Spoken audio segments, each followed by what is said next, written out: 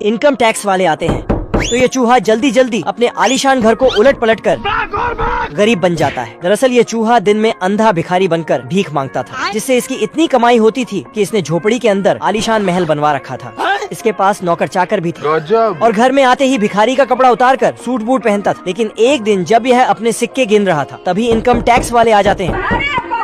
ये जल्दी से अपने पैसे छुपाकर घर का हुलिया बदलने लगता है और देखते ही देखते घर को गरीब खाना बना देता है। इनकम टैक्स वाला अंदर आता है तो ये साला उल्टा उसी से 2-4 रुपए उधार मांगने लग जाता है। देना। लेकिन इनकम टैक्स ऑफिसर को थोड़ा बहुत शक हो रहा था, कुछ तो गड़बड़ है। लेकिन यह इनकम टैक्स वाला जैसे ही एक कुर्सी पर बैठता है तभी सारी चीज उलट पलट होने लगती है। ये क्या तमाशा लगा रखा है तूने? इनकम टैक्स वाला डर कर बाहर आता है और इसे लगता है कि यह सब शराब के कारण हो रहा है। ये मुर्गी इतने अंडे देती है कि किसी ने सोची ना होगी। दरअसल कुछ समय पहले भुखमरी से परेशान बिल्ला खाना ढूंढ रहा था। जब ये अंडे की ट्रे खोलता है तो उसमें एक भी अंडा नहीं था। अब बताओ मैं क्या करूं? तो ये बिल्ला तवा लेकर मुर्गी से अंडा मांगने जाता है। अच्छा। तो मुर्गी भी अंडा देने से साफ मना कर देती है। तभी वहाँ डीजे लेकर एक चूहा पहुँचता है।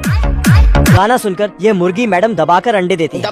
बिल्ला जल्दी जल्दी इन अंडों को घर में जमा करता है। इसके बाद बिल्ला चैन की नींद सोने जाता है, लेकिन तभी चूहा बड़ा डीजे चालू कर देता है, जिसको सुनकर ये मुर्गा इतनी तेजी से अंडे देता है चारों तरफ अंडे ही अंडे हो जाते हैं। बिल्ला जल्दी से अंडों को कुएं में भरने लगता है, लेकिन अंडे बहुत